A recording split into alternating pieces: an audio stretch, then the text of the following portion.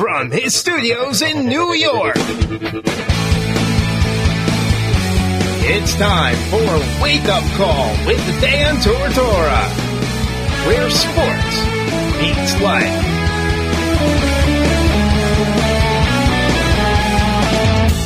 Here's your host, Dan Tortora. Welcome back here to Wake Up Call with Dan Tortora on wakeupcalldt.com, your one-stop sports shop, and on mixlr.com/wakeupcalldt. Proud to be here with you every Monday through Friday from 9 a.m. to 11 a.m. Eastern Time. You're hanging out with us, like I said, on mixlr.com/wakeupcalldt, wakeupcalldt.com. That is where you are listening. You are watching on Facebook Live, on facebook.com/live-now-DT, and on facebook.com/wakeupcalldt, which is our official Wake Up Call with Dan Tortora page. It is TGIF, and I am proud to be here with someone that it's been a long time since I have known this gentleman. I think we're going close to approaching the 10-year mark, which is pretty insane, but has been a friend professionally and personally, has been a tremendous human being in my life, and I know that I always give him the accolades, and I welcome him into the show, and he doesn't really take too much of it. He's humble. That's how he is, but the humble people are the ones that you like, not the ones where you say great stuff and they go, yeah, I agree with that. I am pretty awesome. So, Tim Lester is here with us this morning of the Western Michigan Broncos in his third season as the head coach. Mr. Lester, how are we doing today? I am doing great, Dan. How are you doing? I'm doing well. And one of the things that I thought was really great is, I'm used to being the interviewer and asking everybody how they are. And right before we came on the air, you stopped and you said, how are you doing, man? And little things like that from a coach that's in the middle of bowl season with the kids and doing all that is, it means something and it goes a long way. So I know that it may mean nothing to you and that's just what you do, but thank you for actually asking how I'm doing and genuinely meaning that, because I'm used to asking all the questions. Well, that's good. It's one thing, relationships is an interesting thing as we try to build a program, or really just try to be a person, is caring about people. That's the best part of what we do. My favorite part about football is the relationships that I have with my players, and obviously, I enjoy that part of life. And when it comes to media, which we ran into each other, like you said, almost 10 years ago. It's the same thing. It's I've made great relationships with not all of them, most of them. You just gotta care about it and spend time with it. It's the best part of the world we live in. Absolutely. So we're here with Tim Lester this morning, Western Michigan Broncos. Tim, it's year number 3. You've had, obviously, success. I know that if I ask you this, again, speaking on the humbleness and working and whatnot, you'll always say, we could have done more. But you, as the first-time head coach at Western Michigan, in your first year at Western Michigan, returning to your alma mater where you were a quarterback, you went 6-6 in year number 1, 7-6 last season, went to the famous Idaho Potato Bowl, and this year, 7-5. 6-7 wins. To you, obviously you want more. To other schools around the country, they're begging and desperate and hoping and pleading for those things. So how do you assess the first 3 seasons? You got the chance at 8 wins this year at 7-5 currently. Just what your takeaways have been. Yeah, I'm proud of where we're at. Really frustrated with this year. We lost 3 games by a touchdown or less in the last minute. But we won something like that. So, I thought we, 7-5 is not our goal. Bulls win a big championship, and we had a chance to, and we were 1 game short, and so it was frustrating year. It was a big year for our players to learn, but just by how close we were, and making sure we can finish the deal. So, but I'm proud of these seniors. The transition that we went through. I'm a mathematician by degree. I love math. The difference is some people use numbers. Non-math people use numbers at the end of something to try to make their stance sound greater or worse. Mathematicians use number at the beginning of things to predict what's going to happen. And I was worried when I took this job. There's been, in the last 10 years, there's been 6 teams in the Mid-American Conference that have been to the MAC championship game and lost a coach. Obviously, when you go to the MAC championship game, people want to take in. And statistically, those 6 programs since 2008 that have had what happened to us, the coaches have failed miserably. The average amount of wins in the first 3 years is 10. The highest amount of wins in the first 3 years has been 12. We're 20, going on 21. But I told our players, I said, statistically, this has never been done. No one's ever not fallen off the wagon when their coach left and they hired from with outside. How are we going to do it? And we did it through communication. And are we a finished product? No, but we definitely are statistical anomaly because our guys stuck together and we were able to continue winning. Now we want to win at a different clip than we're winning right now, but we did not do what the last 7 programs did that this happened to. So for you, like you said, to look at the mathematics of that all and the mechanics of it all and kind of knowing where you want to go and seeing that progress and seeing that success, year number 3 has become a magic number in the world of college football. The expectation of if something's going to turn around, if something's going to be positive, if it's going to be boosted up. Year 3 is the year that you really get to see it. Year 3 is when the success starts coming through. Do you buy into that notion? Is that a media-created notion? Is there some reality and truth to it? How do you see it as a head coach? No, I agree with you. I think it's an interesting year. I think that's just a statistical anomaly that normally it really depends on when you turn the corner with your players. You know what I mean? Which is interesting for us. We will next year. I think we're going to learn a ton about ourselves because we're going to lose our quarterback. Quarterback's been here for 3 years and he's done a good job, and we're going to have to prove that we can recruit a quarterback and develop one now. Because you inherit so many players. Does that make sense? So it's some guys it might be year 2, some guys it might be year 4. Most people it's around year 3. You bring your young kids in. For the first year or 2, you're kind of letting the juniors and seniors, the old juniors and seniors play, and then you start playing your own players. So I think next year will be the first time I'm going on my 4th season. I think I'm going to have 3 of the 5 classes, 4 of the 5 classes next year will be mine. There'll be seniors will be recruited from the old coach, but at this point we've obviously built a really strong relationship with those kids and look at them as our own. So this is the moment that we expect to keep taking steps forward, and we've had a lot of good recruiting classes and another one again this year, and that should start as those guys grow up. We should continue to improve.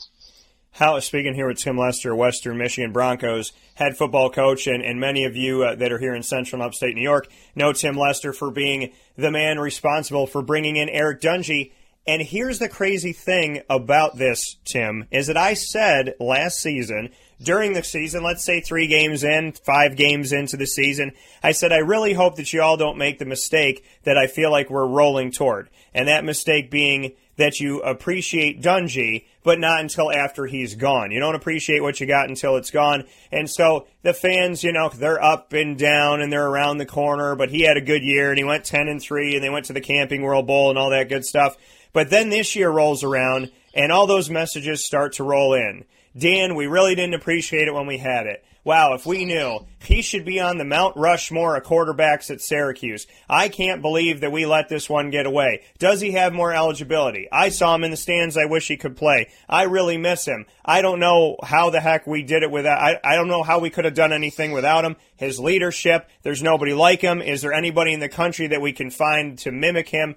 The exact thing that I warned people about many months in advance hit this season, hit still to today, and when I'm out in the community and I'm just walking by people in the grocery store, it's, damn it, I wish we appreciated Dungy when we had him. I wish we had more time. I wish we had a guy like Dungy.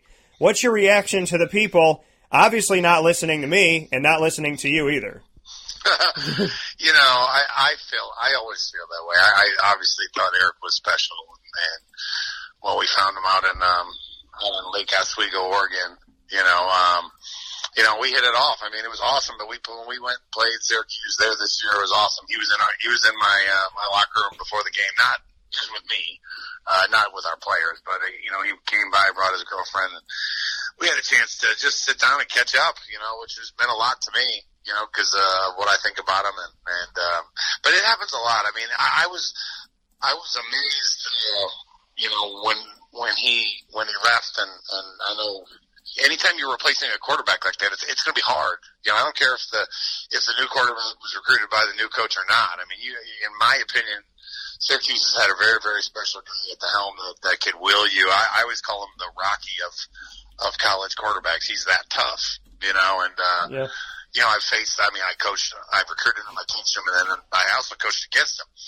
And that's a special person, and that's where it happens everywhere, that when you make the step, now they're going to blame everything else, but you had a kid that was special and had a lot of experience, and the next guy needs to get that experience to be that, and because Eric didn't jump off, we knew that it was coming.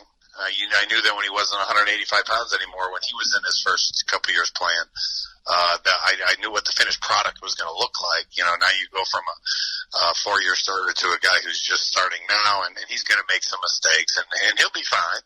But it happens all over sports where people, they overlook some of the guys they have, and then they have to deal with what they're dealing with now. Do you being on the other side of Syracuse in the matchup at the Dome this year when Western Michigan, your team came into town, what do you see from Tommy DeVito? Because it has been a learning year. It has been a growth year. It has been a year of, I'm sure, frustration with things that he wanted that didn't necessarily come through. But it's also been a year where, his family has addressed the fact that they really can't go online and look at anything right now. No, and that's part of the deal, and it's right, wrong, or indifferent. It is what it is. I mean, I don't look at any of those things either, and I think the kid has a really strong arm. I think he can make any throw in the book. He made a couple throws in our game it was impressive. But I think he's got to get comfortable. I mean, they got rattled a couple times, and it was getting hit a lot when I didn't watch the rest of their games. We played him game 4, but he was wasn't able to get settled in some of the early games, and I didn't watch the rest to see it. Did they do a better job? Did they chip ends? Did they find ways to give him a little bit of space? Because he was a guy that proved that if you give him time and space, he can do some things. And reminded me a little bit like David Blau that way, my quarterback at Purdue, who, when given time, he's playing for the Lions now. When given time, he's really good, and I kind of felt that way about DeVito, and if they can continue to give him a little bit of time, then I think he'll continue to develop. But, that was what I saw as their major issue coming out. I thought their defense was stout. Obviously, a couple of their D linemen I think were pretty special when we played them, but they gave him time in our game. They got a couple run games going. He got a couple over the top, and we couldn't get him uncomfortable back there, which is the one thing you want to do to young quarterbacks and to veteran quarterbacks, is just get them rattled in there. And if you can do that, you got a shot. Absolutely. Speaking here with Tim Lester this morning on Wake Up Call with Dan Tortora. Tim, before I let you go, National Signing Day has happened for your team, Western Michigan. Obviously for Division I-A in general, 130 college football teams in Division I-A. This early signing period that happens right before Christmas. And, there's still the February one, and that first full week of February and that Wednesday it still exists. But what's your take as a head coach on the early signing period? Do you like it? Does it help you sleep better at night during the holidays to know that it's wrapped up? I mean, what's your overall take? Because I think it's been 3 years that we've had this early signing period. So what's the overall takeaway from it, and how do you feel like it went this year? Yeah, I mean, it was a great year for us. We had 20 scholarships. We signed 20 guys. It was a very not a lot of surprises, which is a good thing. I mean, they all came in about 5 minutes. It was the fastest, most efficient signing day I've ever been a part of. But so that I think it's a good thing. Most sports have an early signing date. I think most people like it. It's not really called the early signing date anymore. I was in the head coach's meeting, and David Shaw rose his hand. Is like, can we stop calling it the early signing date? Call it the signing date, because that's when everyone signs, and then there's a later signing date.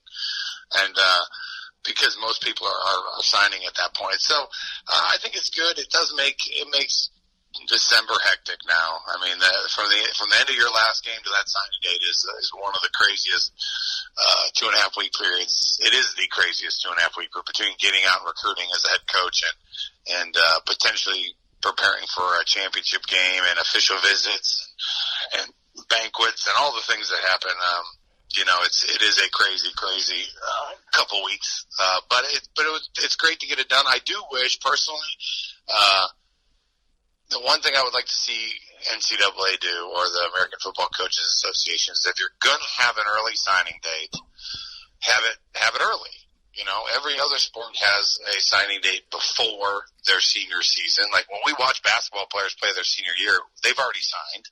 Yeah. You know, we already know where they're going. And then, so if you're going to have an early signing, we talked about it forever. We moved it up 6 weeks, which isn't that much time. I would like to see it in like July 1st before your senior year. And then kids can sign and not have to worry about playing their senior year of football and getting hurt because you're already signed. You know, it happens a lot where kids play their senior year, they get banged up and they get dropped by some of these programs. And I think it would protect the kids better. You'd have to put a clause in there saying if the head coach gets fired after the season, you can get out of your national letter of intent.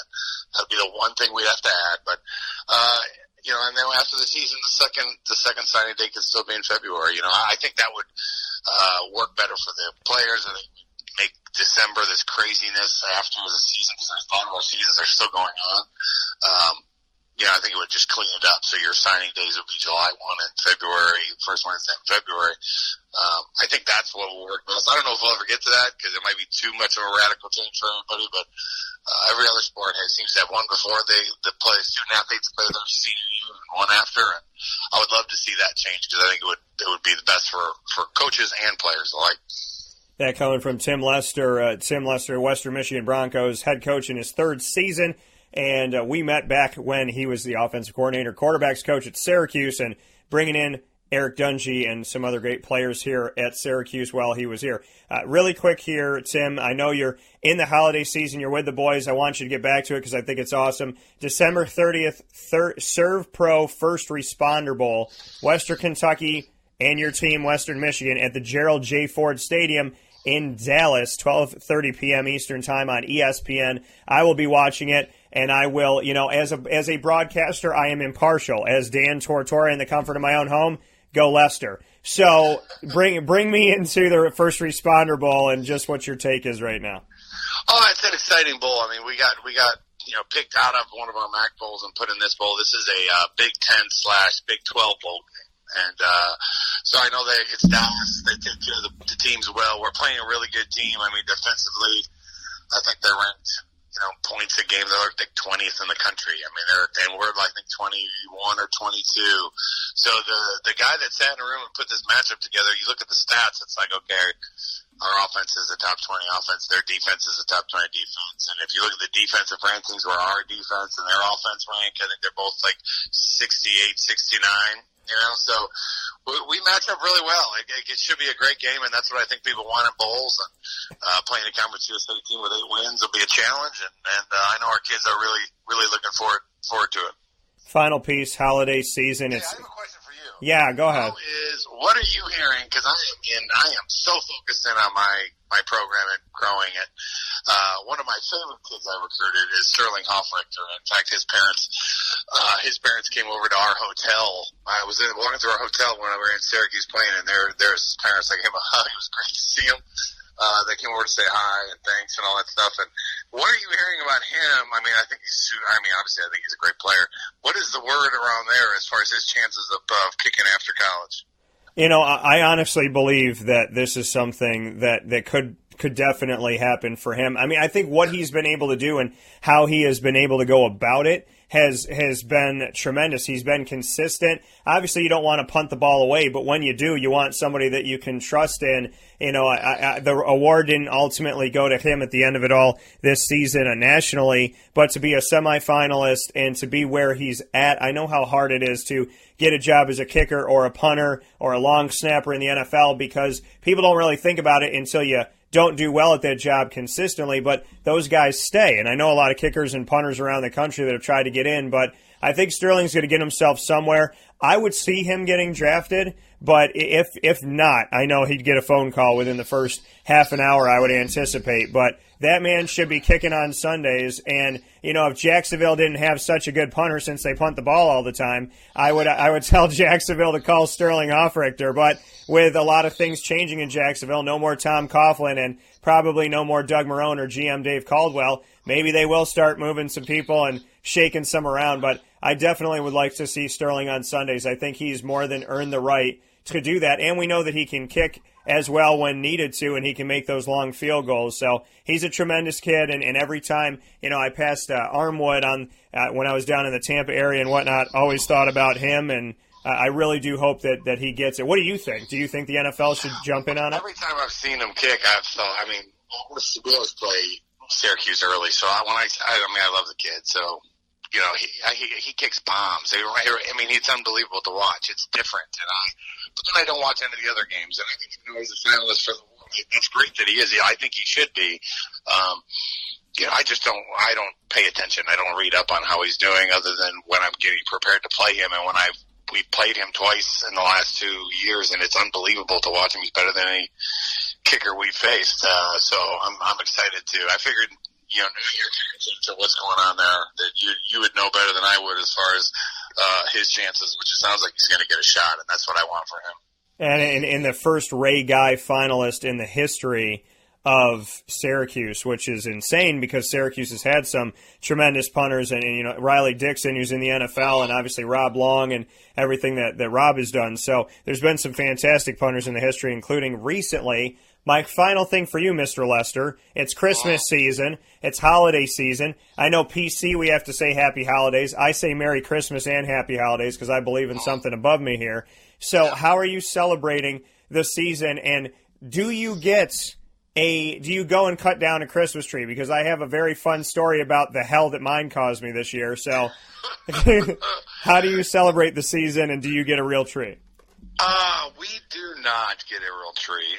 And the funny thing is, when me and my wife got married, I married into a cat, and so we bought a fake one, and since the cat has passed, we actually discussed this year for the first time, saying, well, the reason we bought this fake tree, which it's a beautiful fake tree, was because the Bosco, the cat, and now the Bosco's gone. We should probably get a new one. We should get a real one of these times. So a real one is definitely coming into our family future. But right now we kind of have the same one, Steady Eddie.